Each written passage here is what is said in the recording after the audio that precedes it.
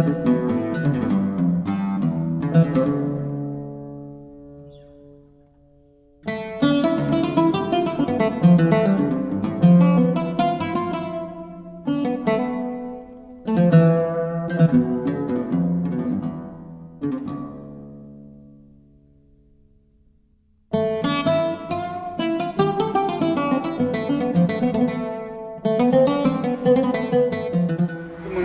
we're off to work and the tyre's looking alright.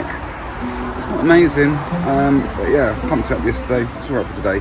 I'm only working 5 minutes around the corner. Let's get there and see what we're up to. Okay, so here we are outside the job, and it's a bit of a unique situation, this one, because the guy that's got me in, I've never actually met him in person, but I have spoken to him quite extensively on YouTube in the comments section, and this is where we know each other from. And if you are familiar with the YouTube comments section, if you're one of the community members and stuff like that, you might know this guy, like I do, as Nik the English Greek. Which is quite funny because I've been to Greece a couple of times, and with my second name being Smurthwaite, and I've got Greek feet, I've got small big toes. I'm going to have a look at Nik's big toes in a minute. I've just been up chatting with him. He's a really nice guy. So yeah, I used to introduce myself as Smurf the English Greek Viking when I was out in Greece, and they seemed to enjoy it and found it very amusing that I was describing myself that way, and offered me a grappers more than once. So let's get up there, see what we've got to do, and meet Nik the English Greek. Okay, so here we are, and Nik has got a load of sealing to do in this property, which is over quite a light artex. I just licked my finger. It's like it's got an emulsion on there, so there's probably going to be a bit of suction on there, and we've got SBR, I believe, to prime these up. Dust sheeting up, usual sort of stuff. So my quote today is getting these two rooms done, whilst Nik is elsewhere taking on some hallway ceilings and stuff. So look, there's a few little pimples that need sorting out, but other than that, it doesn't really need any scraping. Okay, and there's Nik here. How's it going, mate? You alright? Yeah. You can say hello to Ben. Hello, Nugget. Yeah, because you commented, didn't you, before? Yeah. So there's that Nugget. How do you know Nugget? I was like, yeah. And he's got, so now he's going to be watching you. Yeah. On the videos. It's weird, mate. It is weird, but I like it. But no, he did a big job for us in London. Right. West Hampstead, which was a big old job. So yeah, and then we did one in Beacon Drive around the corner. So I don't know. I thought you might have been on that. Yeah, he said. I was working with him earlier in the week, and he said about you as well. He said, yeah, he's a nice guy and everything. But yeah, Nik the English Greek. Yeah, that's the one. Well, I was just explaining a minute ago on the video that when I was in Greece, I used to explain myself as Smurf the English Greek Viking. Yeah.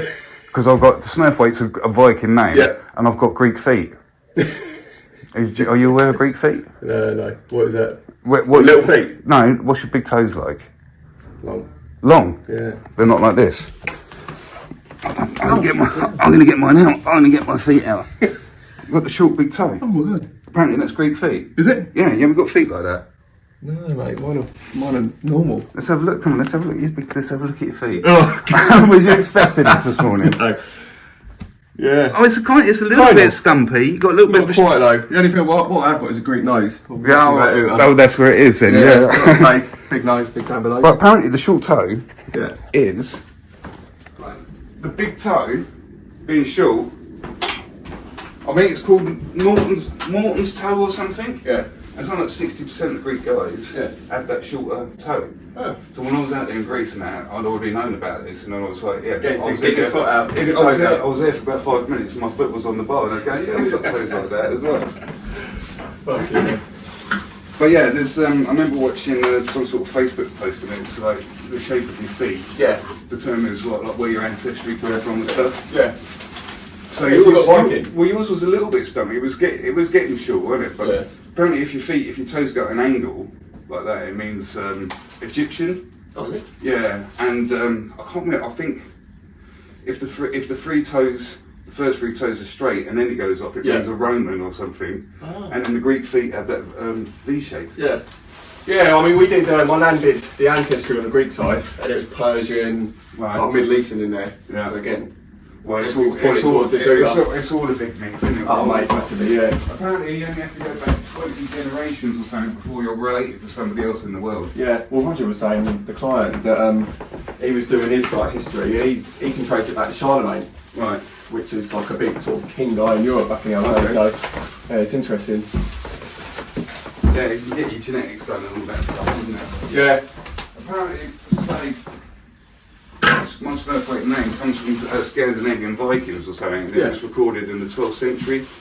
They invaded Sunderland or something. Right, yeah, they were up north, yeah. Ah, anybody with weight in their name apparently is from that sort of area. Well, there's also towns, isn't there, that we still use some of their language, the Viking language, and the names of towns and stuff. Well, I think Grimsby was one of them. England is one of the most attacked places in the whole world. Yeah. So I'm quite interested in Greek mythology, and it's interesting how much the Greek language, like things like influence like aphrodisiac, which is Aphrodite, which is like the goddess of love and stuff like that, and Kronos and that, because he got cursed as the old man of time. Yeah. So when you have watches and stuff, you have like Kronos watches and stuff like that. Was it tyranny comes from Tyrannus, I think it was. There was another Greek, Greek word, yeah. So much of it gets in the English language, man. It's interesting. Right, cover that one up for you. Right, where's the water from? Water. No. So there's a tap at the back. Let's get back to the task in hand, and rather than talking about feet and stuff like that, let's talk about job. So this artex ceiling in these two rooms. So every job is unique, of course, and we've got a minor amount of furniture in each room. So this is one of the reasons we've had to cover up. Now, when you come in to do artex ceilings, sometimes they need a lot of scraping back, and it's probably important to mention that it is possible there might be a very, very minor amount of asbestos in artex, especially if it was done or it manufactured the actual artex before 1983. Apparently that's when they banned asbestos being used in any artex. So if you are worried about that, you might want to get it checked out. So if you've got to do a lot of scraping back, that's when you might want to worry about it. Now, artex doesn't ever really kind of go off. It just kind of like dries out, and it's when you put the paint over it, as long as you paint it correctly, that's what gives the artex its strength. Now, if you've got to do a lot of scraping, what I tend to do is not put dust sheets down in the manner that we have now, because if you scrape this artex and then leave it on the floor, and as you're walking around, if you're dripping water around and stuff like that, and you get water on that artex, then it turns back into wet artex, and it'll end up getting stuck all over your feet, and you'll walk it all over the job. So if there is a lot of scraping up to do, and it does make a mess scraping it back, well, ideally you need the room completely cleaned out, get some sort of hard surface down there, wear a mask, get your scraping done, all that dry mess, get it down on some Cordec, like the plastic sheeting, sweep that up, get it out before you even think about getting your buckets out and stuff like that. Get rid of that artex sooner rather than later.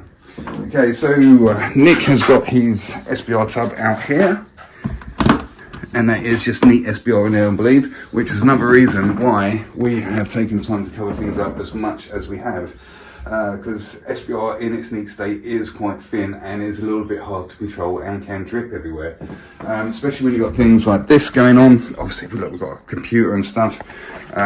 We don't want to get it down into, or plaster it into radiators, and these seals, look, these window boards are wood. Now, I'm not sure what sort of wood that is, but it does feel quite sort of like raw. So you'll do well not to get plaster or SBR on this, because you will have a nightmare getting it off. Sometimes plaster will react with the wood, especially something like oak veneer. If you've got oak veneer doors that are untreated, drop a bit of plaster down there, you leave that on there. I've seen it a couple of times on Facebook forums and stuff. Mate is showing a picture, a blob of plaster's gone down the oak veneer door, and he's popped it off at the end of the day, and there's a dirty, great big black stain where it's reacted with the wood. Now, that's not on the surface, that is in the wood, and if it's a veneer, that door is ruined, okay? So be careful when you got things like wood, radiators, just anywhere stuff can get behind. So, right, with that being said, let's get on with doing some SBR on these ceilings.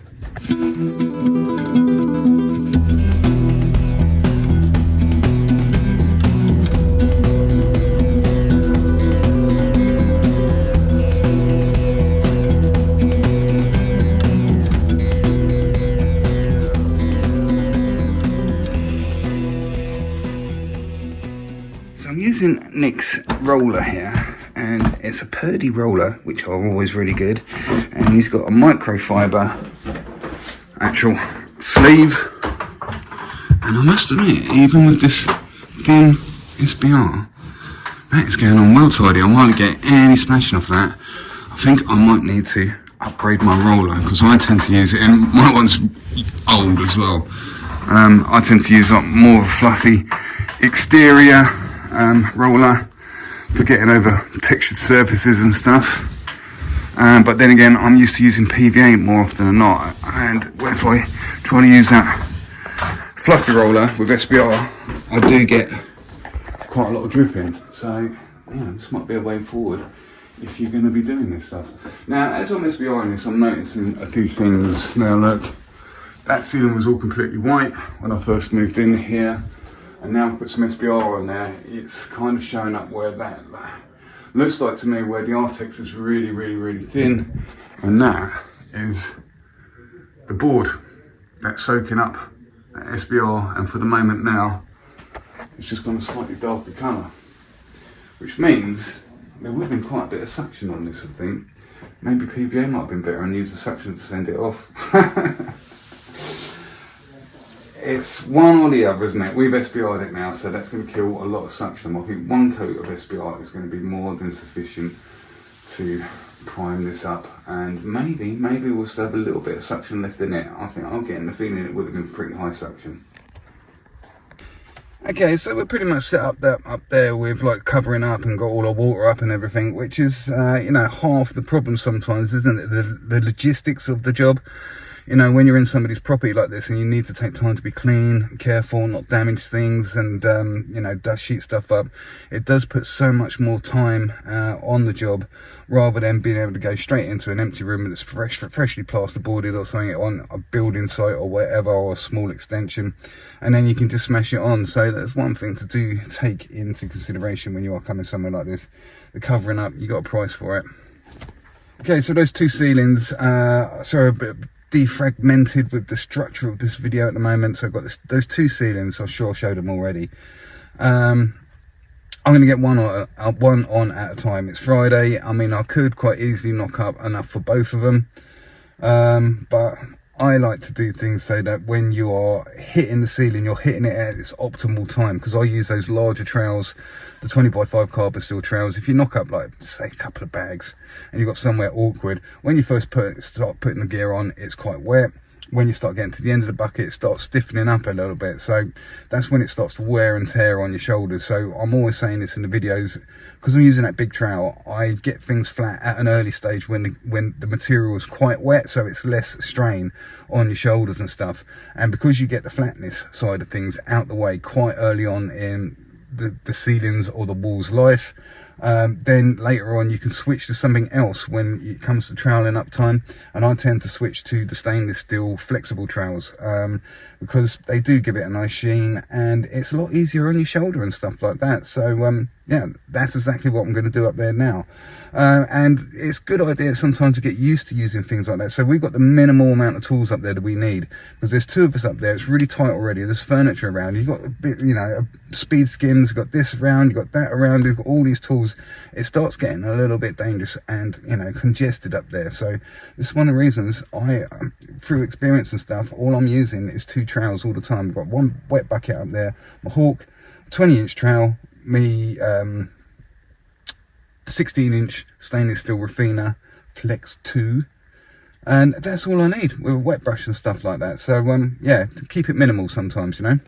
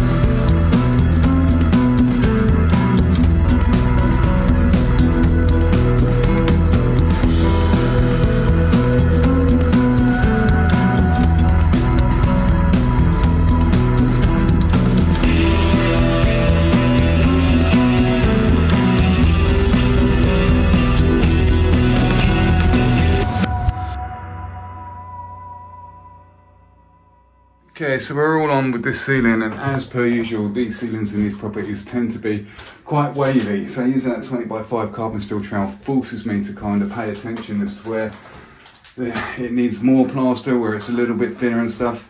I've got this much left in my bucket, and Nick says he's got some left in his bucket as well. Yeah, I've cooked it as well. So I'm probably going to turn back around, flatten this in, get it in a nice condition, and then we'll mix our plasters together, and I'll get that other bedroom ceiling on.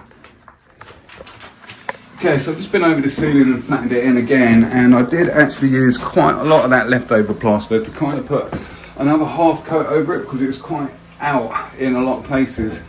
And as predicted when we was putting the SBR on, so we've only put one thin coat of SBR on there, there is still some suction there. So that first coat, we've gone over it once, and as I turned back to flatten it in, I've still got the same gear out of the bucket. It was quite a bit wetter than the stuff that had been on the ceiling, so it hasn't taken long. So that's what I mean, every job is completely different. You never quite know what you're going to get, and like a box of chocolates, as Forrest Gump would say.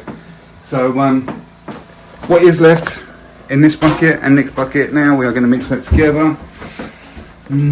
It's going to dope it up a bit, isn't it? But we're going to get this other ceiling on, which is a little bit smaller. I'm sure we can handle it. Let's find out what happens.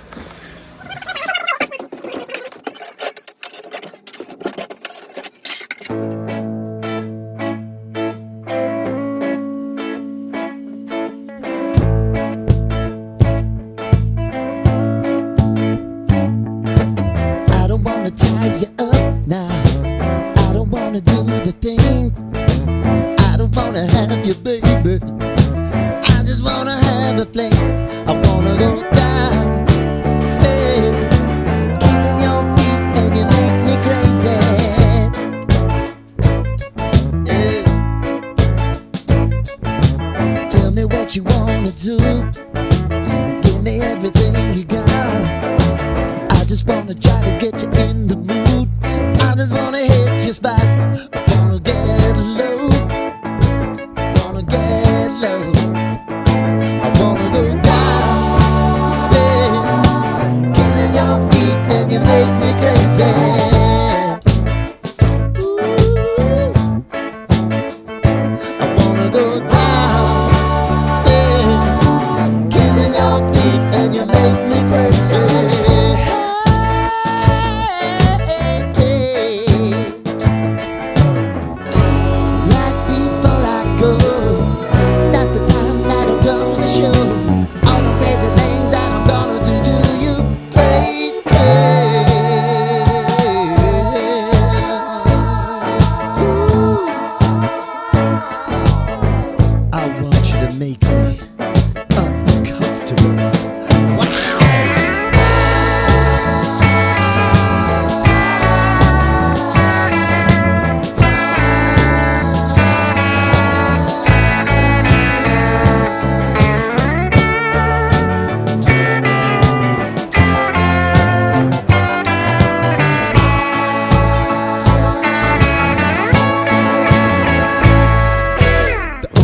I need tonight, you're gonna give it to me right.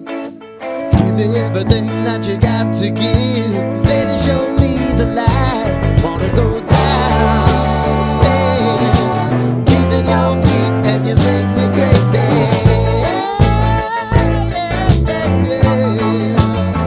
Now I wanna go downstairs, kissing your feet, and you make me crazy.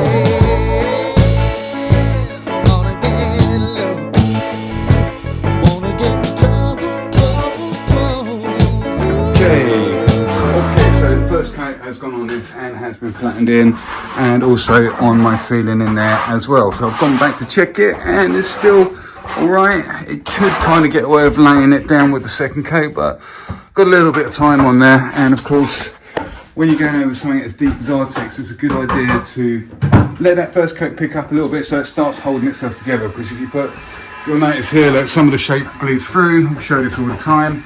And that's because it's so wet, it's sagging underneath its own weight. So if you end up trying to put the second coat on now, all you're doing is putting extra weight onto something which is already wet and putting even more wet weight on it. So it's going to sag through again. Which is why it's a good idea, going over artex, let that first coat pick up a little bit, even flatten it in a couple of times. There's a couple of different ways you can do it. Some guys like to throw a bit of bonding or something like that in the first coat to give it that little bit more body. I tend not to do it. We just got multi-finish up here. It's like Bonder's another material up here. I can do the same thing by knocking up the multi-finish. It's a little bit stiffer, leaving it a little bit longer, same effect. So Nick has been out here on this ceiling, and it was a slightly different pattern in here. It was a stipple. You can see the pattern is bleeding through, but his ceiling, we think the front door might be open, causing a bit of a draft. This is pulling in quite a bit quicker than my two. So what we're going to do is we're both going to concentrate on getting the second coat on this now, sooner rather than later, because we have got a little bit of time for those other two ceilings. So this needs priority right at this moment.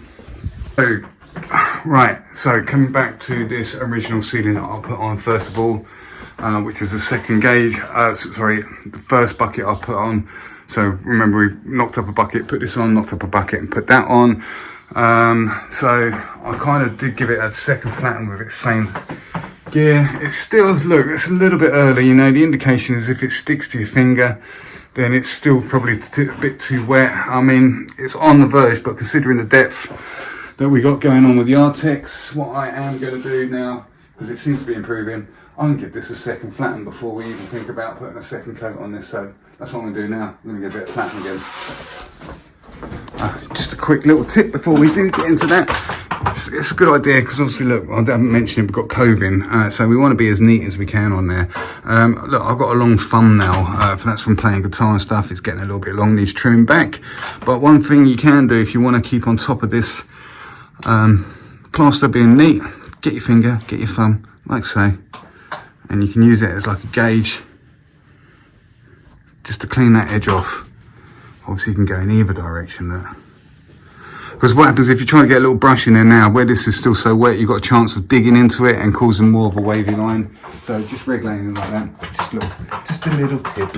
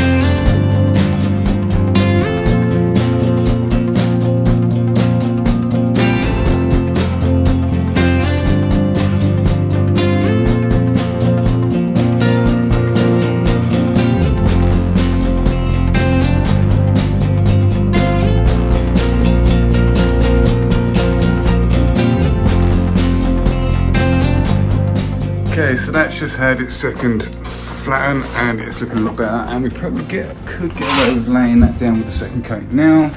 But I'm coming back to this one, which was a separate bucket, and it's picking up a bit. So I think what I'm going to do, because we flattened it in so well, it's giving us a bigger window of opportunity before we have to get back on it. So I've kind of afforded myself a little bit more time to leave that alone, and I'm going to get on and give this a second flatten in exactly the same manner as we just did in there. Okay, so this front ceiling has had a second flatten, and it's a little bit behind in time from this one. Just double check, yeah, we're pretty much ready. Nick has got that left over from putting his second coat on in this hallway down here. So what I'm going to do, rather than throw that away, I'm going to knock this back, and I'm going to knock up probably just enough to get this ceiling on, and then I'll knock up separately to get that second ceiling on. And then we should be chained quite nicely and just sit with it and try it up and see it home over the finish line. Whilst we're here, actually, this is Nick's DeWalt mixer, and he's got the original paddle on it, which is quite big. Now, I changed the paddle on mine to a smaller one, but this is good for knocking up pretty much. You can get 2 bags in here, so this paddle really turns 2 bags quite nicely. The only problem is, if you're not knocking up enough plaster to cover the depth of this whisk, it is really quite spitty. So yeah, unless you've got enough plastering to cover this, come up here, and you're down here somewhere, it's a little bit more difficult to mix up smaller amounts, but on bigger amounts, brilliant. Okay, so that's how much we've mixed up this time. Now, it is considerably less than what we mixed up to put this on. So let's remember, when you're normally, we'll get through this quickly, when you knock up, let's say, a bag of plaster and you put it on at its regular depth, so you're going over plasterboard, then it's going to be pretty much half a bag of material to put the second coat on. But remember, this has got quite a bit of depth on it, so if we've knocked up like a bag to put this on, you might need a quarter of a bag to lay it down, because such amount of it was taken up in the depth of it. And plus also we've flattened this in twice, so there's not going to be hardly any undulations in it. It should be in a really good condition, so we'll get a nice tight regulated second coat / third coat over this. So let's have a quick look at it now, what it looks like with 2 flattens, first coat, and let's have a look at it when we've put the second coat on. Okay, so that second coat has just gone on here, and it looks much more agreeable than when we put the first coat on. I'm going to turn straight back round and flatten this in, get it under control, and then I'm probably going to go into that front room and do exactly the same to that. Okay, so this has just had a flattening with my new Wix wet brush that Nick bought me, and bought himself one as well because he knew I was coming in and I liked him. Thank you very much for my new wet brush, Nick. No worries. So with the little potions that we've mixed up and everything, bouncing, knocking up the dirt, water and stuff, no sooner have I troweled up this, because that's where we're getting now, bringing our wet brushes into the situation. No sooner am I done with this one, it's time to get back on this one. And I'm not sure if I have mentioned my 20x5 carbon steel trowel by Marshalltown, which is predominantly straight.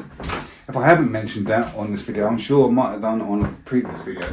But now it's time to get rid of that, and I'm switching to this Rafina Flex 2 stainless steel, which you can see is much more flexible, which gives it a really nice sheen and a polish.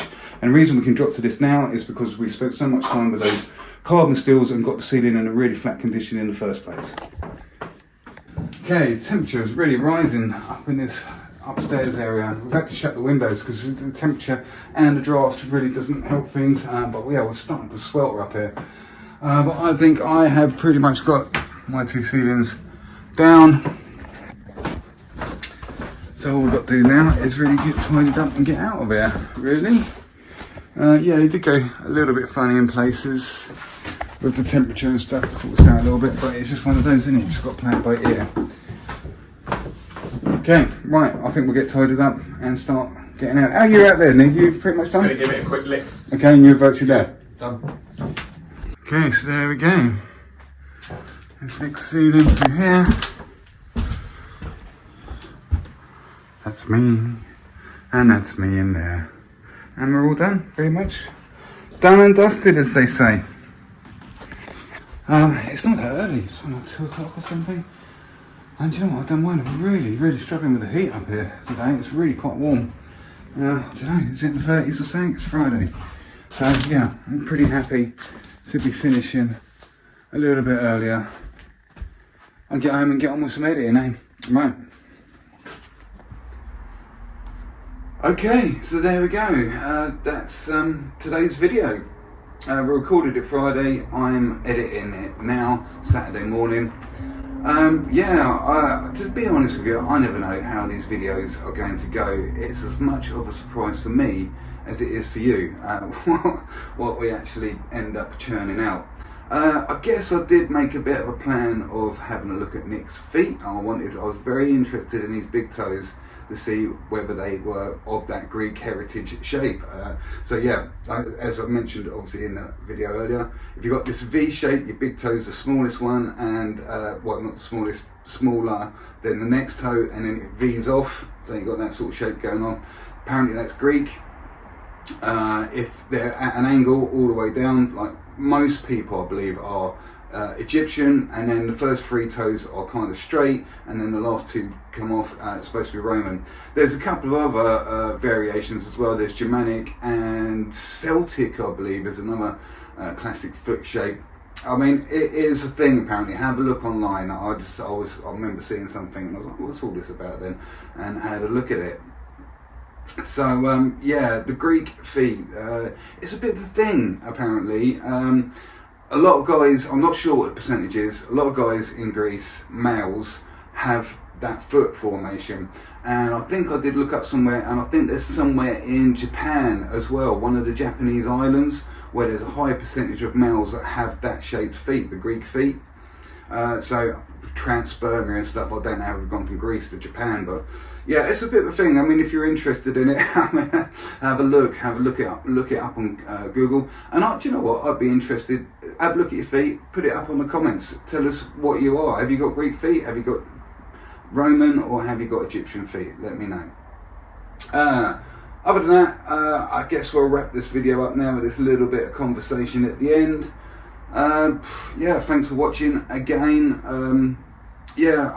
The music, I'm really enjoying the music, and a couple of people were asking what the tracks were. I'm going to start looking for some more stuff on YouTube audio library, which is copyright free. It's copyright free music, which is I was doing my own music on the videos, the earlier ones. But to be honest with you, it's so time consuming trying to make a track and mixing it and stuff. I mean, the videos are quite easy. I mean, you just capture it, you edit it, and you get it up. But trying to make it sort of like a 3-minute track can take weeks until you're happy with it. So that's why I'm kind of just plagiarising the YouTube library and just finding decent tracks on there and putting them on the videos, and I'm really enjoying that. So guys, thanks for watching, and don't forget the Facebook group, Plaster Master Smurf 74, if you want to come over there and have a chat with me and other plasterers. It's doing really well. And also, it really helps out if you do hit the subscribe button on YouTube, because it helps with the algorithm and it just puts it out to more places. And I mean, everything is free. I'm not looking to sell anything, so the only way we make any money on this is from the ad revenue, so whatever adverts are on there. So, alright guys, again, thanks for watching, and enjoy the rest of your weekend, and I shall see you very soon on the next video. Take it easy.